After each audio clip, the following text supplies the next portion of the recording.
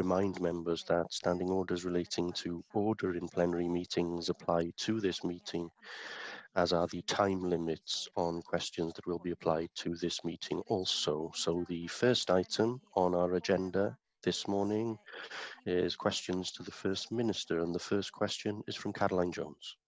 Diolch, Lewis. How is the Welsh Government supporting the dental profession in Wales during the coronavirus pandemic? Well, shall we thank Caroline Jones for that question. We support the profession through implementation of a safe, phased, risk-based re-establishment of dental services. All the actions we take to reduce the risk of community transmission also help protect dental teams and patients from coronavirus in Wales. Thank you, First Minister. The dental profession, like all sectors of the Welsh economy, are suffering deeply as a result of lockdown. And while the move out of the red alert level will bring some small relief, it will not be enough to support many practices. And we cannot afford to lose a single dental practice in Wales. And I've been contacted by many practices, often sole proprietors, who are worried that the loss of business will result in them going out of business and even losing their homes. First Minister, what financial support beyond the payment of 90% of annual contract value are you offering dentists in Wales to ensure that we don't lose any practices? So we support dental practices in Wales in a whole range of different ways. I think it's important to mention the word patients when we're talking about dental practices, because it is the safety of patients and staff that has to remain at the top of our agenda. There are a number of dental practices that are inherently risky where coronavirus is concerned, because the use of aerosol techniques, which are inevitable and necessary in dentistry, creates particular risks. We are supporting NHS dentists by making sure that 80% of NHS contracts were paid between April and June. We'll be paying 90% of those contracts from July. We're supporting those contracts and those contractors with PPE. So in a whole range of ways, we are supporting the profession. The main way we can support them is by making sure that we have a staged approach that resumes dental activity as fast as we can, as safely as we can. And that is the path we will continue alongside the profession to pursue in Wales. Angela Burns. Thank you, Presiding Officer. Good morning, First Minister. You mentioned the aerosol generating procedures, and my understanding is that going forward, Welsh Government are promoting a 1-hour gap between those procedures to allow air exchange in surgeries. But the science behind this is negligible. Europe looked at 15 minutes between aerosol generating procedures, but they've since dropped that because the science is so non-existent on that particular process. On a day like today, when it's very still, hot, muggy, you know, how do you actually, first of all, where is the science for that, First Minister? Where can I go and reference that? And secondly, how do you actually propose that dentists are able to implement that change of air, that air exchange for an hour? Because just opening the windows on a day like today simply wouldn't do it. Well, so is neither I nor the member are experts in the science that lies behind safe dental practice. For that, we have to rely on the people who are the experts, and that's why we have a Chief Dental Officer in Wales. I spoke yesterday with Dr. Colette Bridgman about the advice she is providing to the profession, how that advice is derived from discussions with leading members of the profession. We have to rely on the people who are employed as the most senior people in their field to give us advice. They keep that advice under regular review. If they feel it is safe to extend the range of activity, they will bring it forward. Dr. Bridgman acted on Friday of last week. Alongside the other changes that we announced, she lifted the red alert categorisation of dentistry in Wales to allow more procedures to be undertaken more quickly. But we can't proceed other than by relying upon the advice that those people who are much better placed than me, and with respect, much better placed than the member, to understand the science and to give that advice. And that is what we will continue to do. Rhiannon Passmore. Diolch, Llywydd. First Minister, Wales Chief Dental Officer Dr Colette Bridgman has stated that there will be a phased and careful approach to the reopening of full routine dental services in Wales, and stated that this is that she is absolutely alive to the concerns of a prolonged period of inactivity of services for people's oral hygiene. Indeed, Wales Chief Dental Officer is on record as saying that the Welsh Government would keep timelines under constant review. So, First Minister, with Wales' success across the UK nations at keeping the reproduction number and growth rate at the spread of COVID-19 low, what measures can Welsh Government take to ensure that dental practices across Wales are equipped with the requisite hand sanitisers, masks, gloves, personal protective equipment and infection and prevention control resources, so that they can continue to reopen when circumstances safely permit? And will also the First Minister commit to my constituents in Isline that dentistry care will be seen as a priority area of focus for the Welsh Government as a vital part of the Welsh National Health Service, offering as it was to Wales's Labour and Iron Bevan? Well, shall we thank Rhiannon Passmore for that, and thank her for drawing attention to the way things have been done in Wales. Unlike England or Scotland, dental practices in Wales have been able to remain open throughout the pandemic for urgent face-to-face care, and that's in addition to the urgent dental centres we have had open. And of course, we work very closely with those colleagues who are contractors in the National Health Service. And those dentists who choose to work within the National Health Service have all the benefits of that. And that includes provision of the sorts of resources that Rhiannon Passmore identified in her question.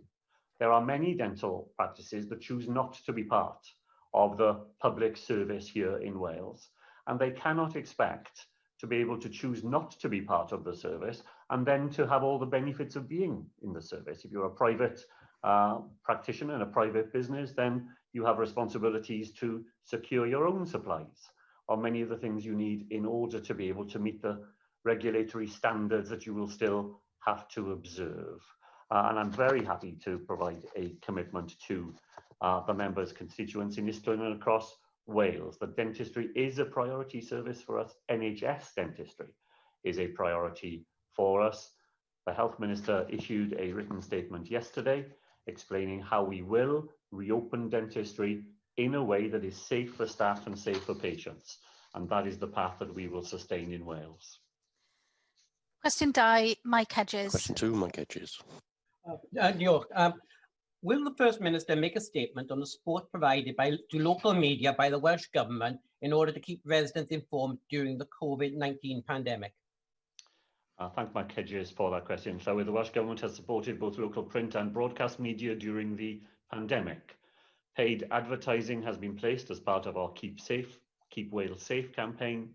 Direct grant assistance has been provided through the Independent Community Journalism Fund, and we have worked with Ofcom to ensure that Welsh outlets have benefited from the Community Radio Fund. Mike Hedges? Mike Hedges, your microphone.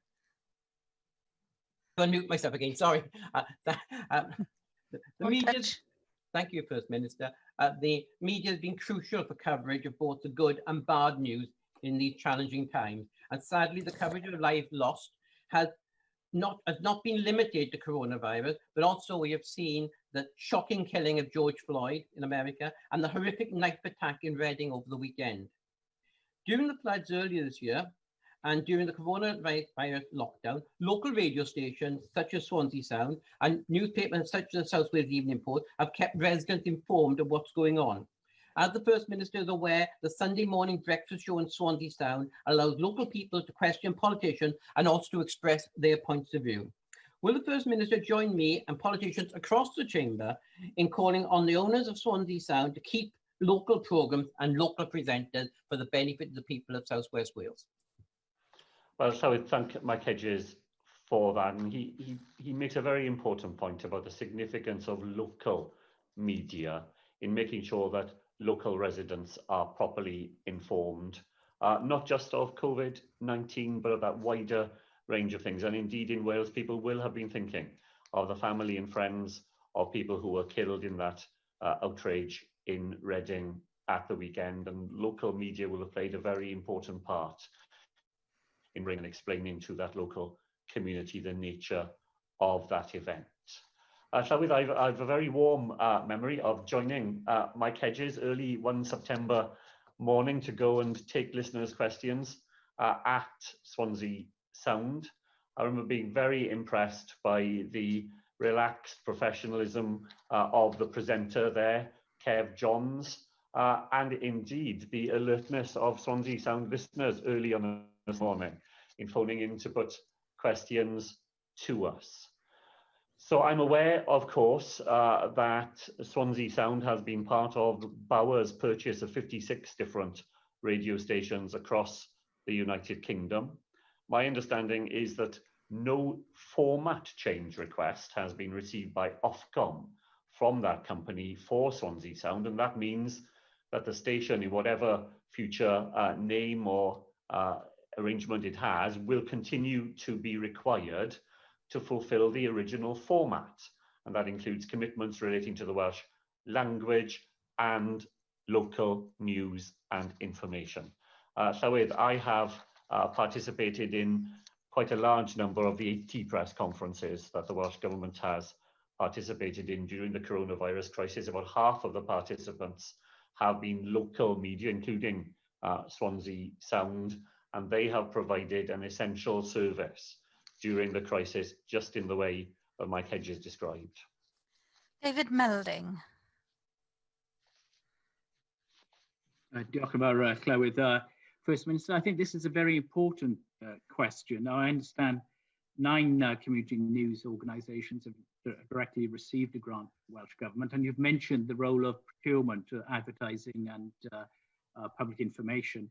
I also think that local authorities could do a lot in this area. It is really a vital service, as you indeed said, and we have to be aware that some of the traditional news providers are now under considerable strain, and we risk losing capacity and some very valuable and important local jobs if we don't, at this time of crisis, give fuller support to the local media sector.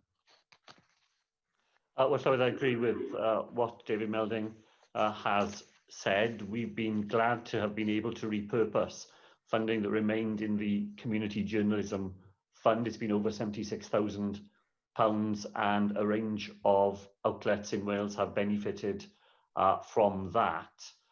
The Community Radio Fund is a UK fund, and we've supported stations in Wales in making successful applications to it. There is a public interest in making sure, of course, that there is a vibrant local media in Wales. It has to be done carefully, because it must be entirely free of any suggestion that there is interference in any editorial decisions that the reporting of news would rely upon. But I think we've managed to strike that balance and want to go on supporting, both by the access we offer to those publications and broadcast outlets, and directly where we are able to do that. Sian Gwenllian. Mae'n cwestiwn i am yr wasg print. My question is on the Welsh medium print sector. I've been asking your government how much use is made in sharing information about the crisis through the Welsh medium print media. I've asked for expenditure figures, but I am still awaiting those official figures, unfortunately, and if you could provide those, I would be very grateful. But from my own research, the situation is very disappointing indeed. For example, only one advertisement worth around £800 has appeared in our only Welsh medium weekly since the beginning of the pandemic. First Minister, will you ensure that your government makes full use of the print media in order to convey important messages to the people of Wales, and will you ensure that the Welsh medium print media is included fully in your publicity campaigns from here on in? Well, of course, Llywydd. Those people who receive their news through the medium of the Welsh language are important to us, and the services available to them are also important. We do seek to support them, and we seek to support them in the print sector also. We are spending in order to assist the sector to continue with the important work that they do. I'm sure that people here will be working hard on the questions that Sian Gwenllian has tabled, along with a number of other questions that we're dealing with, and when those figures are available, we will make them available and share them, of course. But generally speaking, of course, we want to support the sector, support it in an appropriate manner, and to work with everything else that we're doing to promote the Welsh language. Questions now from the party leaders. The first set of questions from Leader of the Conservatives, Paul Davies. First Minister, last week your government took the decision to resume non-essential retail activity in Wales, but kept its 5-mile travel rule, meaning that many families across Wales are still unable to reunite with their loved ones. As more and more people return to work and interact safely with colleagues and members of the public, last week's announcement was a prime opportunity to consider scrapping the Welsh Government's 5-mile travel rule. Non-essential businesses have been allowed to resume trading, and as people are able to travel more than 5 miles to visit a garden centre, it still begs the question why they cannot see their loved ones. Therefore, can you tell us, First Minister, what specific scientific evidence do you have as a government to keep the 5-mile rule in place? Well, every time I answer this question, I have to correct members. To begin with, I think it's just a mistake. When I have to correct it time after time, I begin to think that it's done deliberately. The member knows perfectly well that there is no rule of the sort that he describes. If there was a rule, there would be a regulation. There is no regulation. The regulation says stay local. 5 miles is advice to people as to what stay local might mean, and it would be very helpful if the leader of the opposition were to be clearer in his questioning so that people don't get the wrong impression. People must stay local. They must interpret that in their own localities. We have retained the 5-mile rule for another 2 weeks. If everything is as we hope it will be, by the start of July, we will be able to confirm that that will no longer apply in Wales. It has been a very important part of our armoury to prevent the spread of the virus from one community to another. Mr. Davies represents a constituency in the far southwest of Wales, where people have been very anxious about visitors from beyond that part of Wales, from places where the virus has been in more virulent spread, coming and bringing that virus with them. Because we have had a stay local rule in Wales, places like Pembrokeshire have been very much shielded from the impact of coronavirus. There's the success of our policy, and it's felt directly by the members' own constituents. First Minister, you can dress this up as much as you want, and you've just said there isn't a 5-mile rule. If that is the case, why on earth include 5 miles in the guidance in the first place? And it's quite clear your 5-mile rule continues to cause immeasurable anguish to so many families across Wales. And you had an opportunity last week to give families some hope that they could start to see their loved ones safely and complying with social distancing regulations. Now, yesterday we saw further restrictions lifted in other parts of the UK, where the decision has been made to relax the social distancing guidance in England from 2 metres to 1 metre. Now, the social distancing regulations were rightly introduced here in Wales at the start of this pandemic in order to help limit the spread of the virus. However, as the R rate continues to have fallen to this level, it's right to reassess these regulations. Your colleague, the Labour leader, Sir Keir Starmer, said he welcomed the statement overall, adding that he believes the UK government is trying to do the right thing, and in that he supports them.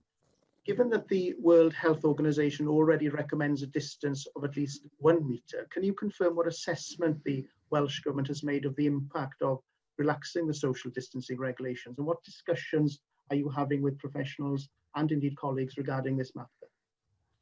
Well, to return to the member's first point, I do hope that he is advising his constituents that it is perfectly possible in Wales today for people who have a compassionate reason for doing so to travel more than a local distance in order to see people who need that visit. It would be a great shame if people informed about that, because the people in the circumstances that he described ought to be able to act in accordance with that ability to make a compassionate visit where that is necessary. And that's available to people in Wales today, as it has been since the changes were made. In relation to changes made across our border, I look forward to seeing the evidence on which those changes were made. I spoke yesterday morning to Michael Gove, the Secretary of State in the Cabinet Office, and he promised that the devolved administrations would see all the evidence that the UK government has used in coming to its conclusions. That evidence had not arrived by the end of yesterday, but we certainly hope to see it today. In Wales, the message remains, stay 2 meters apart. That is the safe way to behave. The science we have seen is the science from SAGE says that if you halve the distance, the risk increases somewhere between 2 and 5 times greater than if you stay at a 2 meter distance. That is the science. The member was interested in the science when it concerned him. That's the science in relation to the 2 meter rule. If, because the transmission of the disease is falling in Wales, we are able to make some exceptions in some sectors, provided it is safe to do so and put mitigating measures in place, then of course we will consider that very carefully. I know that sectors in England are waiting today to see the guidance as to how they will be able to use the advice that they were given yesterday in a practical way. We too will look forward to seeing that, if it is possible, always using public health as our primary test to reduce the 2 meter rule by exception. Then we will see what we are able to do in Wales. But we will do it by looking at the evidence first and making the decision second, not making the decision and then looking for the evidence. Well, First Minister, one sector that certainly needs some relaxation in its regulations is the tourism and hospitality sectors. Now, last week's statement was, of course, welcomed, but it has resulted in more questions than answers given the correspondence I've received from people with tourism businesses. The tourism and hospitality industry needs clarity, in my view, in the form of a detailed strategy, both for the short term and indeed the longer term. A strategy that clearly marks the Welsh Government's intentions against timescales, funding allocations, and support to ensure businesses can remain viable. And a strategy that answers the questions the sector has, not results in operators feeling more confused than ever. First Minister, will you therefore commit to providing a specific strategy for Welsh tourism that outlines exactly how the Welsh Government will support the sector in the short term and provides clarity for the longer term, so that businesses can be confident about the viability of the industry going forward? And given the vulnerability of the hospitality sector in Wales, what immediate action is the Welsh Government taking to support hospitality businesses across the country? Well, Llywyd, the announcement that we made on Friday does give hope to the tourism industry in Wales. It came as a result of very detailed discussions with the sector itself. The sector must now prepare to demonstrate that it is able to reopen safely in self-contained accommodation and that it is able to take its local communities with it, because community consent remains a fundamentally important part of the plan for that industry. When the industry has demonstrated, as I certainly hope it can, that it is able safely to reopen on the terms we have announced so far, then our aim will be to add to the repertoire of things that can be done by that industry. But it is important we do it step by step, that we provide confidence to local communities by demonstrating that the reopening of the industry can be done in a way that protects the health of staff, visitors, and people who live in those localities. And I think the industry understands that very well. Llywyd, the siren calls for clarity in a set of circumstances that are so intrinsically unclear seems to me to miss the point by a very wide mark indeed. If the member is able to tell me what the state of the virus in Wales will be 6 weeks, let alone 6 months away from where we are today, then we would be able to provide clarity of the sort that he requires. But it's just not possible, and I'm sure he does understand that none of us know how this disease will progress as we move through the summer and into the autumn. We do our best to provide forward guidance to sectors in Wales, but to ask us to provide clarity where none is possible would be to provide a false prospectus to those industry, not something helpful of the sort that we wish to provide. Arweinydd Plaid Cymru, Adam Price. Plaid Cymru leader Adam Price. First Minister, some residents had only returned to their homes following the February flooding when torrential rain fell in the village of Pentre last week, causing further damage to properties. In 2017, Welsh ministers were expected to appoint a chair and members to the Flood and Coastal Erosion Committee before the end of that year. In reality, members of that committee, which was established under the terms of the Environment Wales Act 2016, weren't actually announced until March 2019, and their first meeting wasn't held until June 2019. That's 2 years without adequate focus on your government's strategy on flooding. First Minister, why did it take so long? Well, I don't agree with the member at all that the appointments of that sort have meant that we have not had a very significant focus on flooding, both inland and coastal flooding in Wales. We have used this Assembly term to bring together the most ambitious funding package for flood and coastal erosion in Wales that we have ever seen.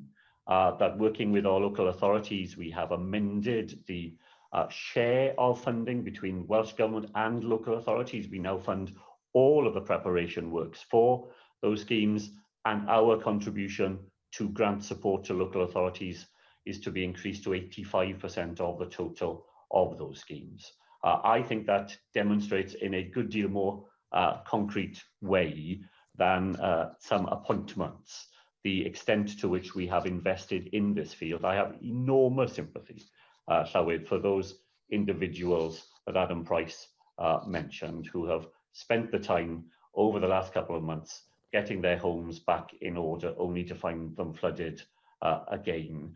But I don't think that when they are dealing with that, they are worrying about appointments to government committees.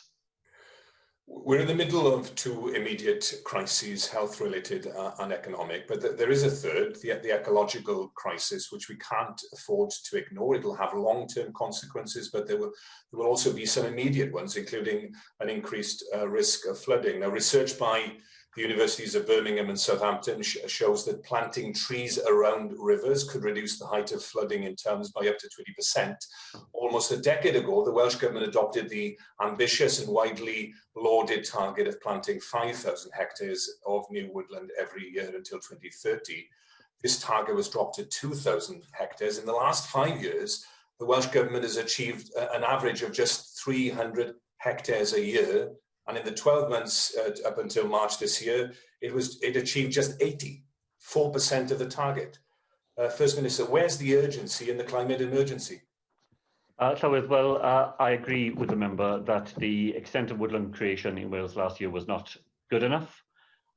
It's important to say that as well as new woodland creation, an enormous effort goes into the restocking of woodland. And in fact, we planted more trees in restocking woodland last year than we did the year before. But new woodland creation was not where we would want it to be last year. It is to some extent a factor of timings within the rural development programme as to when money is released to the sector. But we have quadrupled the amount of money that we are putting into the Glassdeer scheme, which has been the Glassdeer woodland creation rounds have been the most successful means we have found to date to stimulate the planting of new trees in Wales. Its budget will now be £8 million, up from £2 million, and I am confident that we will see a significant and necessary increase in new woodland creation in Wales, alongside our ambitions for a national forest.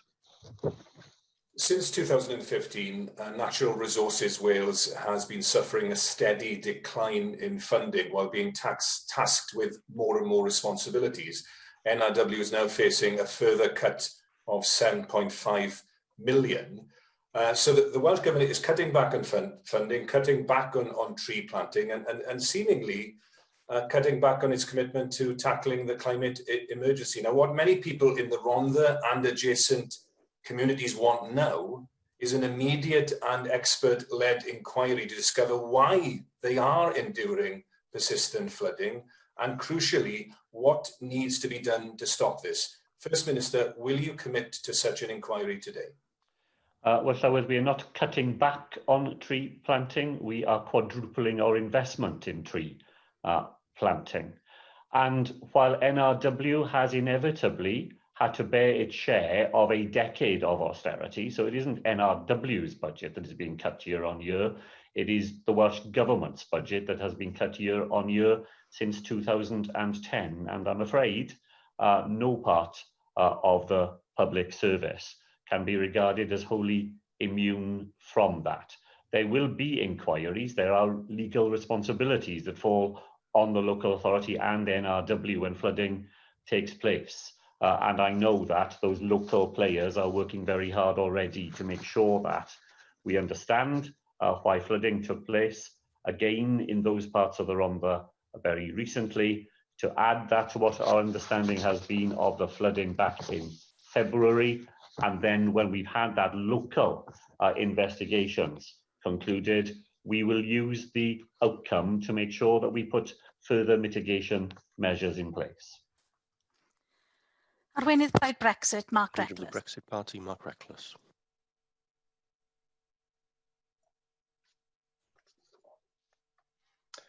First Minister, yesterday the Prime Minister announced the reopening of restaurants, pubs and entertainment venues, and a switch from regulation to guidance, saying he would trust in the British people's common sense. Can you confirm that emphasis on British common sense does not apply to Wales, and you intend to keep Wales lagging several weeks behind England? The Leader of the Opposition here cited the Leader of the Opposition in Westminster and his general support for the UK government approach. Similarly, aside from my group, isn't it the case that there has been cross-party support here for the different approach enabled by devolution in Wales? Unlike the much discussed 5-mile guidance, the 2-metre rule is enshrined in law, with all business in Wales having to nominate someone to be liable for prosecution. It was endorsed and entrenched by this Senedd with the support not just of Labour and Plaid members, but also the votes of Welsh Conservatives. If members want to follow a UK approach and reopen our economy, don't they need to vote for it? So the Prime Minister's announcements yesterday were announcements for England. This Senedd must accept its responsibilities in the way the member says for making regulations for Wales. We will continue to do so in a way that puts the health of our population at the forefront of the way that we bring proposals to the floor of the Senedd and seek to secure support for them. There is a minority, it's represented by the member, who wished that they lived somewhere else and that decisions were made differently. We are confident that we have the support, not just of the breadth of the Senedd behind the approach we are taking, but that we have the support of Welsh people for it as well. First Minister, the fact that some people may be in a minority or disagree with your approach does not mean they want to live elsewhere. Today we vote on the supplementary budget with vast appropriations and reallocations of funds. But in your government amendment to a later debate today, you suggest it's not enough.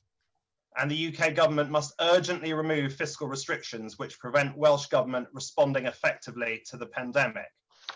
But isn't it your government's use of exorbitant powers you already have in the field of health that is causing a decline in Welsh revenues relative to England? What is the impact of harsher, longer lockdown in Wales on Welsh revenues and those rates of income tax. What further decline in land transaction tax receipts will we now see, given that the English housing market had reopened 6 weeks ago, yet you continue to ban house viewings here except for empty properties? Given the consequent fiscal hole, how long will it be, First Minister, before you use the powers which the Conservatives granted to raise income tax by an unlimited amount? So the member always manages to turn a sensible question into a piece of nonsense, as he did right at the end. So you can be quite sure that there is no such proposal anywhere other than in his own mind. The point that we are making to the Treasury is just a series of sensible points. We want to have the ability to convert capital into revenue at a time when the pressure on our revenue budgets is like it has never been before. We want greater flexibility to be able to use the Welsh Reserve in a way that would allow us to respond to the conditions of a global pandemic. These are sensible measures that would allow us to manage the pressures we are under in a way that responds to them within our own resources. It's time that the rules at the Treasury caught up with the nature of devolution. And let's hope that we are able to use this opportunity to accelerate some of the thinking that has, I think, remained stuck in previous ways of doing things for too long. Before I call the next question, and in line with my role to ensure the proper conduct of Senedd business, and to remind us all that we are meeting today remotely and virtually, I am aware that one member is in the chamber and filming himself and broadcasting to that point on social media. I will ask for that member to be removed now from the the virtual Parliament, and we will be closing the chamber in due course. My advice to Mr. McAvoy is not to play games with your Parliament. Question 3, David Rowlands.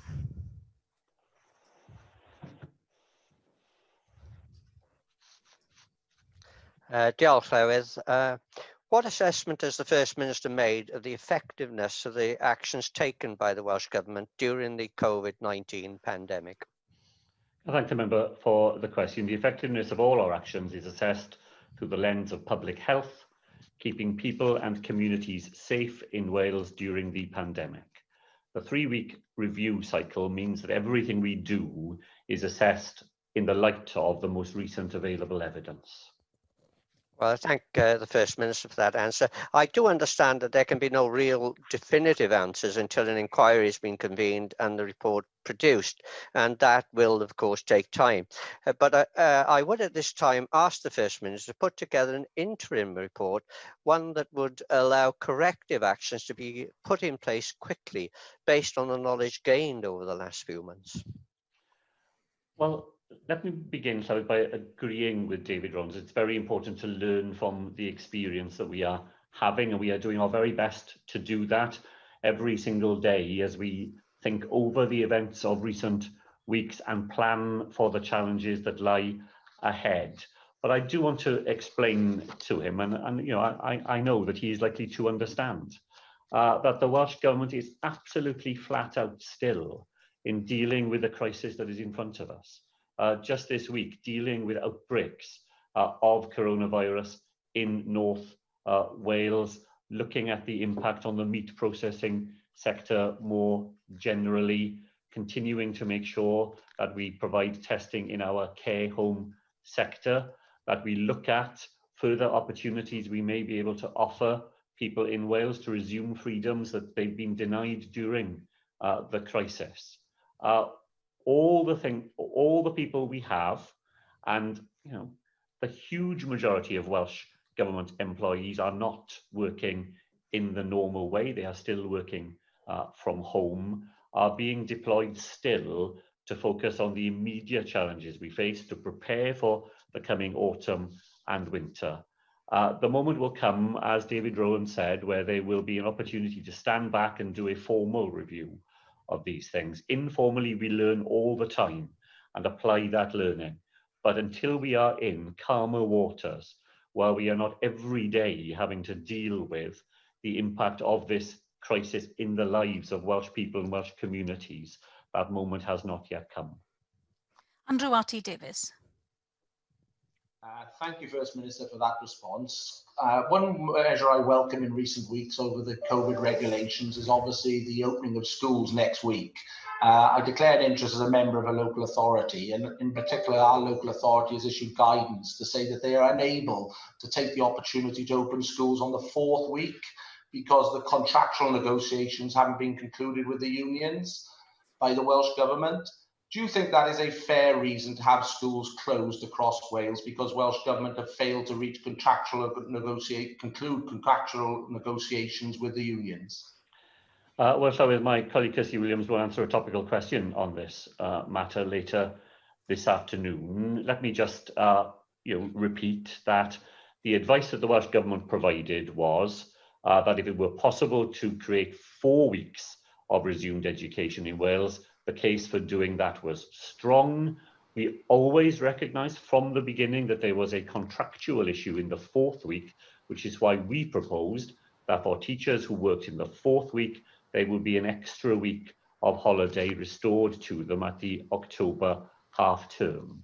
But as the WLGA said in welcoming our proposals, it was for them to take the proposals and put them into operation in the different circumstances that each local authority in Wales faces. And that's the way it has to be because they are the employers, not the Welsh Government.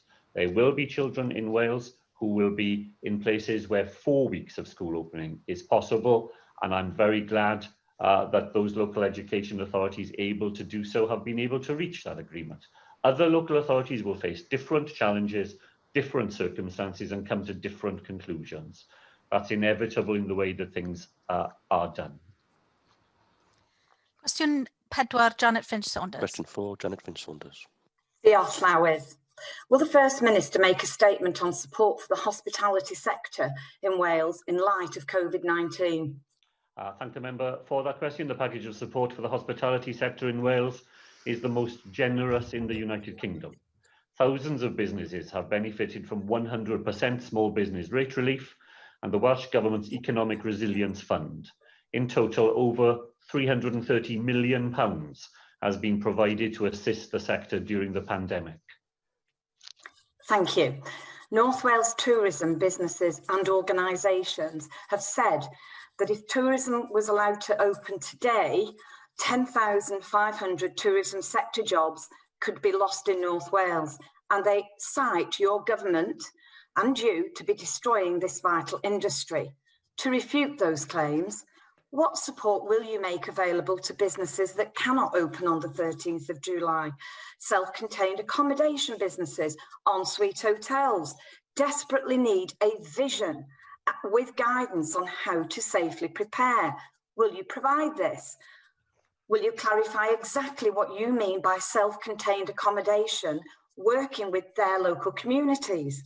Will you clearly state whether campsites with shared facilities can prepare to open if they close these? First Minister, your leadership on this issue has never been under any such scrutiny, and I have to say, with much criticism. Diolch. Well, I thank the member for those questions. Of course, the actions of government are under scrutiny, so they should be. That's why we have answered questions on the floor of the Senedd every single week during this pandemic and will continue to do so. As far as the self-contained sector within the tourism industry is concerned, of course, we work with the sector to provide guidance and to answer their questions. It's guidance that is provided with the sector itself. We've been working with the UK Hospitality, Cymru and the Wales Tourism Alliance to make sure that their best practice guidance for working safely in the visitor economy is there for everybody in preparation for lifting of restrictions. Visit Wales has hosted 3 consultation events with over 100 representatives from the 4 tourism forums across Wales, as well as with industry representative bodies. The purpose of giving people notice that they should prepare is to make sure that when questions arise, there is time to resolve those questions with the sector. And I know the sector is very much looking forward to being able to reopen and to do it in a way that is safe, in a way that safeguards the reputation of the sector. And when the sector can demonstrate that it has been able to do that successfully, then we will want to allow it to do more. But there's a real reputational issue here for the sector. And to rush at it in the way that the member suggests, without any proper preparation, to open campsites with shared facilities, that will not be happening. Let me assure her of that in the first wave, because we know that coronavirus thrives in shared facilities. Why would we put the reputation of this really important industry in Wales at risk by allowing unsafe practices to take place? We won't do that.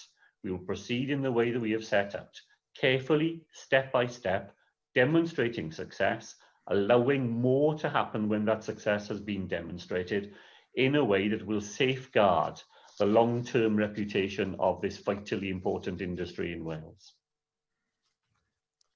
Helen Mary Jones. Diolch, Llywydd. The First Minister will be aware of the announcement this week by Castell Howell, a very important food business in my region, that they are consulting about redundancies. This is, of course, partly because they have depended on the hospitality sector as their customers. Will the First Minister commit today to ensuring that his government and his officials work closely with the company to see if there's any way in which the redundancies can be avoided? And will he commit in future to reviewing Welsh Government procurement policies so that companies like Castell Howell may be able to benefit further from them in future? I'm very happy to do both of those things, Llywydd. Our officials will certainly work carefully with that very important company, and we have an ambition to spend more of the Welsh pound on Welsh businesses, and some very important things have been achieved in Sir Gar, in particular in recent times, in getting local food supplies into local communities. The UK government has a part to play here too, Llywydd. Its furlough scheme must not be a blunt instrument. Where there are parts of the economy that cannot reopen because of the longer term impacts of coronavirus, then it's important to those sectors that the furlough scheme, which I understand will have to be adapted, I understand it must be withdrawn from parts of the economy that are able to resume, but where that is not the case, and hospitality is certainly part of that with the knock-on effects into other industries, then the furlough scheme needs to remain an important part in the armoury of the UK government, supplemented by what we are able to do through our Economic Resilience Fund to go on supporting sectors and really important businesses like Castell Howell, so they are able still to have a successful future. Question 5, Alan Davies. Question 5, Alan Davies. Will the First Minister make a statement on the economy of the heads of the valleys? Diolch, Llywydd. The appointment on Friday of a preferred bidder for the construction of the £500 million sections 5 and 6 of the Heads of the Valleys Road is an important milestone in the future of the economy in that part of Wales. It will deliver economic and community benefits in a post-coronavirus recovery period. And of that £500 million, £170 million is expected within the local supply chain alone. First Minister, I'm grateful for that. And of course, we're also still waiting to finish the section from Gilwan to Bryn Mawr, and I think that will be welcome when that is completed. But we all welcome the human impact of a coronavirus. We all recognize, the human impact of a coronavirus. And we know that there's already broad and deep support for the approach the Welsh Government is taking. But we need to continue to provide the support to people for the post-COVID era, and what's going to happen to employment, particularly at that time. In Blaenau Gwent, we all know people who are fearful of losing their jobs. We see the uncertainty around the future of the festival park in Ebbowville, and we know that there remains an urgent need to invest in strategic sites, such as on the Rasa or Rhaead Blew. I would therefore ask you to work alongside me and other members who represent these constituencies to deliver a jobs plan for the heads of valleys, which will secure employment immediately and in the long term. So I thank us to Alan Davies for that important set of questions. He will be pleased to know, I know his constituents will be, that the Gilweldon to Bryn Mawr section of the Heads of the Valleys Road is now 85% completed, despite the real challenges, the geological challenges that there have been in that part of Wales.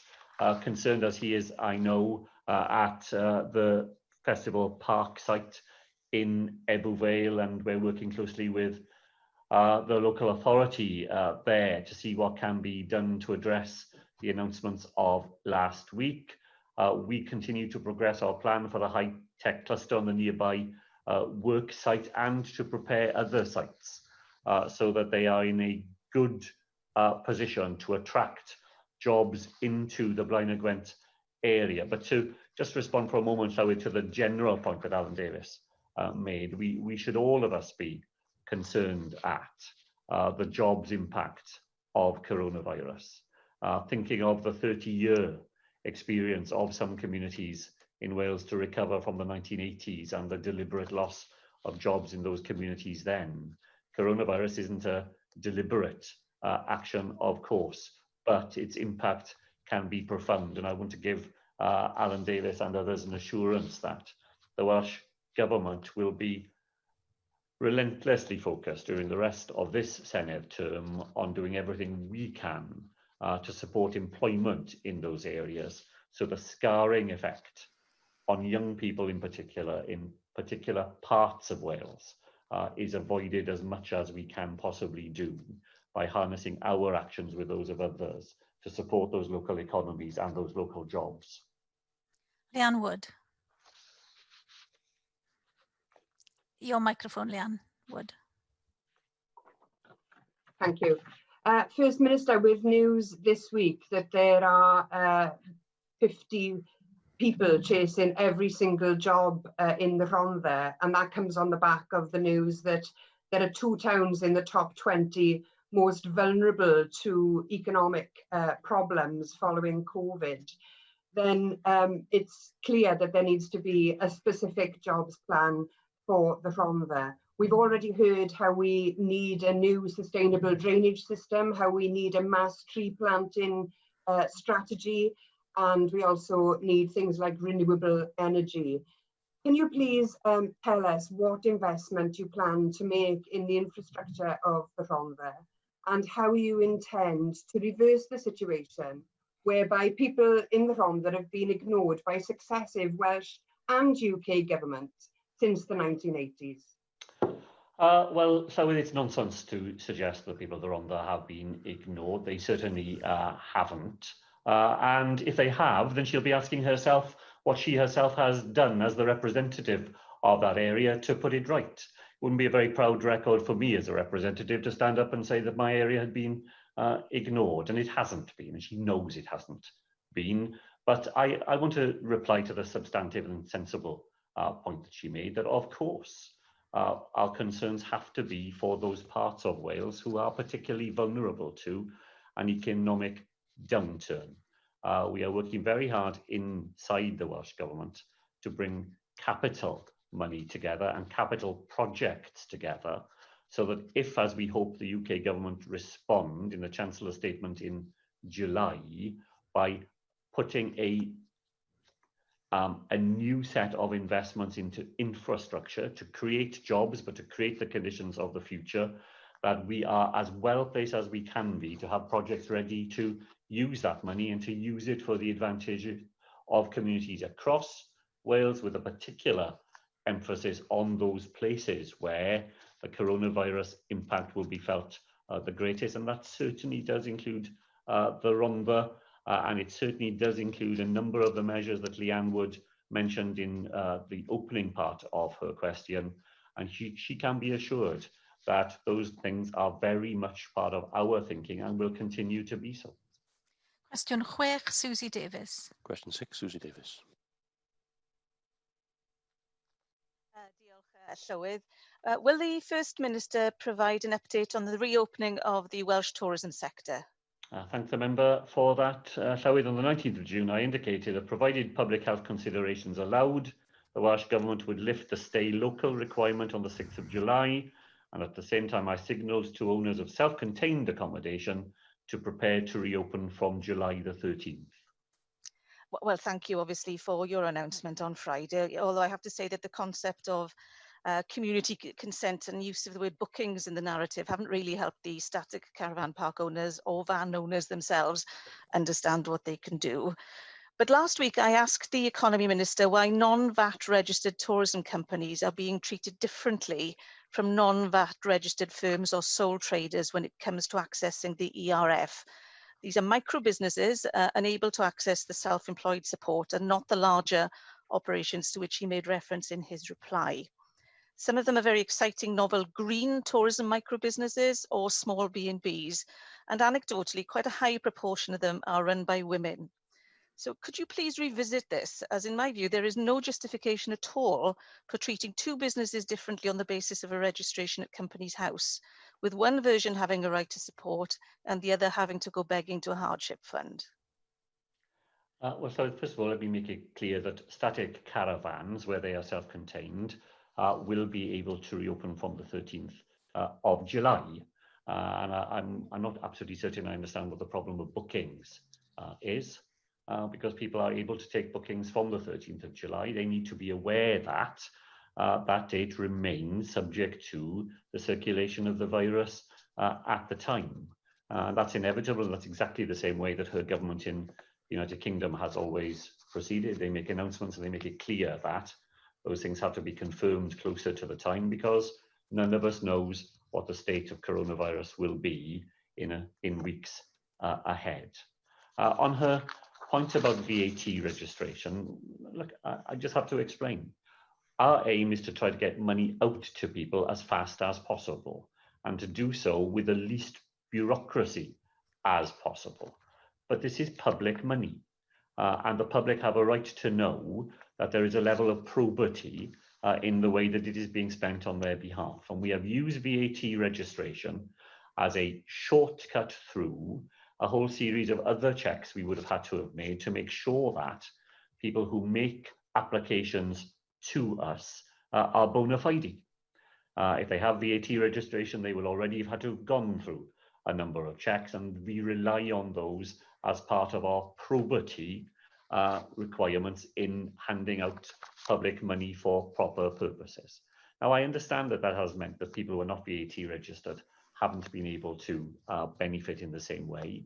And we've worked hard within the second phase of the ERF to try to be able to address that. But it's there for a proper purpose.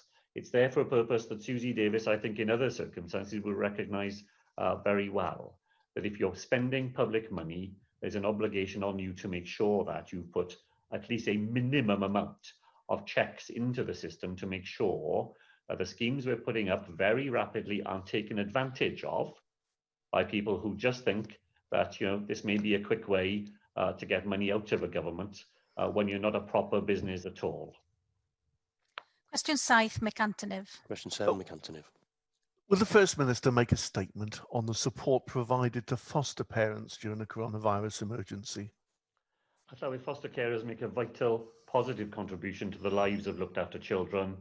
I'm extremely thankful for their continued dedication during these exceptional times. Foster carers across Wales have risen to some really challenging moments and continue to provide crucial support to some of our most vulnerable young people. Well, First Minister, thank you for that answer, and I'll be grateful if you join with me in thanking foster parents the length and breadth of Wales for the contribution that they make every day, and especially during the emergency. That lockdown has increased pressures on vulnerable families, job losses, worsening mental health, contributing to the potential for family breakdown. So does the First Minister share my concern at the report from Barnardo's that the number of children in Wales needing foster care has risen by 45%, whilst the number of people coming forward as prospective foster parents has halved? And will he indicate how the Welsh Government can help to bridge the gap and recognise the really valuable contribution of foster parents that they make and support them in the valuable work that they do? Well, I definitely want to join Mick Anthony in paying tribute to the work that foster carers do in Wales and have done during the pandemic crisis. Both he and I have been foster parents in the past and know something of both the challenges but also the enormous joys that it can bring. I read the Barnardo's report. I think it's just important to be clear that the landscape of foster caring in Wales is different to the UK position. In other parts of the United Kingdom, Barnardo's and third sector organisations play a much larger part in the provision of fostering services than they do in Wales. The use of charitable provision providers in Wales, including Barnardo's, is 3% of the total foster care workforce, and that proportion has been falling. Local authorities in Wales continue to provide nearly 3/4 of all foster care, and Care Inspectorate Wales has provided a report on foster care activity over April and May of this year. They report very few breakdowns in foster care, a general stability and a good level of placement availability. So while the report makes very interesting reading, it's important we think about the issues that it raises. I don't think it tells us what is happening in the bulk of foster care across Wales. And local authorities, I think, have worked hard to support those foster carers. Interesting to learn from them that the sort of help the foster carers have asked for has not been funding per se. It has been help with making sure that they have the equipment that children need to learn remotely. It's for socialization. It's to keep up contact with families of origin where that is part of the plan for that child. And local authorities have worked hard to assist their foster carers in that. And once again, I just agree with the points that Mick Anthony has made about the amazing efforts that those families make on behalf of vulnerable children in Wales. Question 8, John Griffiths. Question 8, John Griffiths. Your microphone, John. Can you just wait until the microphone's on? Carry on. What further action will the Welsh Government take to ensure that the provision of education from September onwards is of a high standard? So the Welsh Government is working with partners to ensure that the best practice of the past 3 months is adopted more widely in future. Estyn inspectors will visit schools in Wales from September onwards as part of this system-wide effort.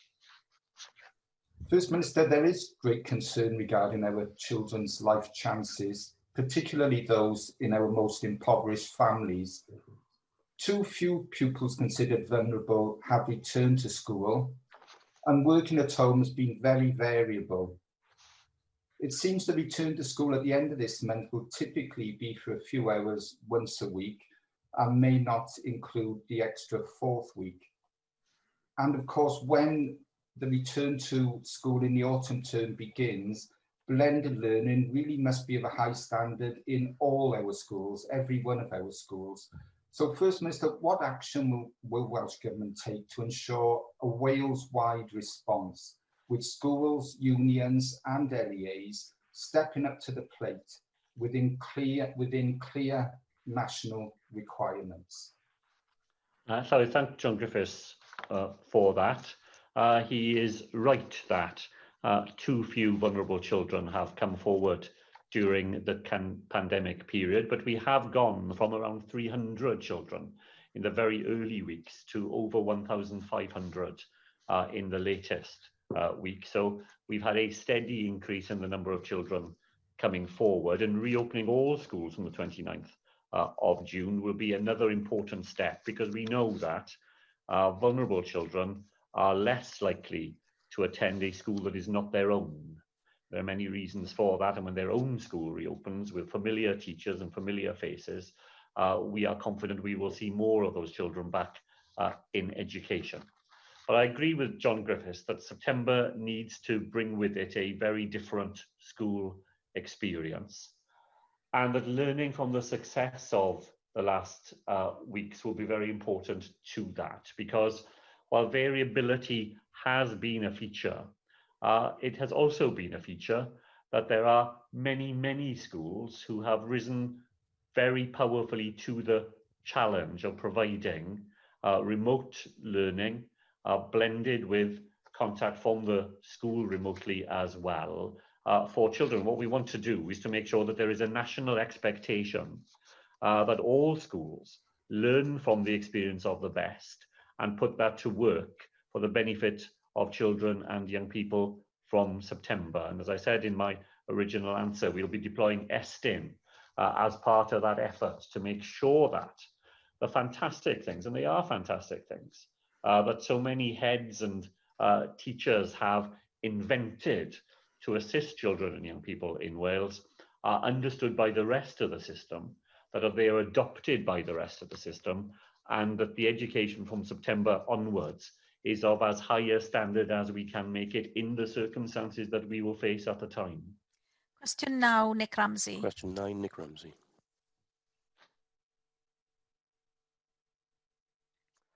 Diolch, Llywydd.